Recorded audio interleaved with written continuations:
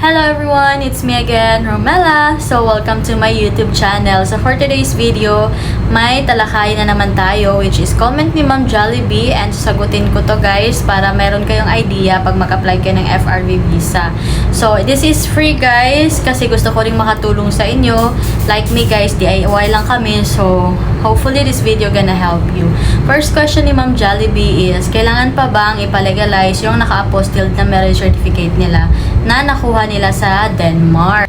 Itong mga sagot ko dito guys is based lamang po sa experience ko nung nag-apply ako ng FRV visa.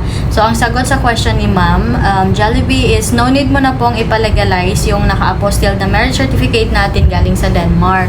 So ang gagawin nyo lang po is mag-request kayo ng live birth sa PSA and also Senomar. Pero dapat dun kayo magkuha dun sa binigay nila na link dun sa website. Kasi nga guys, napaka-strict ngayon.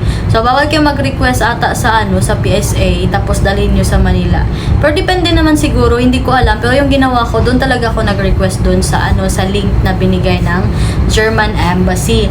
So second question naman ni Ma'am, muntik na yun, nahulog eh. So, yung next na question ni Ma'am is, paano daw 3 to 6 months before mag-reflex yung PSA married nila dito sa Philippines? Paano na daw yung Senomar niya? So, sa case namin guys, ganyan din. Since hindi pa nag-reflex dito sa PSA yung aming marriage sa Denmark, ang ginawa ko po is, yung ni-request ko is Senomar at saka live birth ko. So, pero, kasi nga, yung yung appointment ko matagal siya, so nakaabot na ng 3 months. So, tinry kong i-check kung nandito na ba siya sa Pilipinas. Pag-check ko guys, nakaregister na pala dito yung wedding namin sa Denmark, which is, lumabas na yung marriage certificate namin. So, ang ginawa ko, kumuha ako, at saka yung dinala ko siya during my appointment. So, pinakita ko siya. Siyempre, tanungin ka, bakit dala mo na yung marriage certificate sa PSA, and bakit yung pinalegalize mo is yung Senomar. So, ang sinabi ko guys, during that time kasi sa pag-request ko, sa pagbayad ko sa Manila, hindi pa siya lumabas dito sa Pilipinas. Kasi 3 to 6 months naman yung waiting time. So, kasi nga, medyo matagal yung appointment ko, kaya nag-request ako ulit kasi nga 3 months na siya. So, ayun, lumabas na, kaya dala ko na siya. Yun yung sagot ko sa sa pag-question nila sa akin sa pag-interview.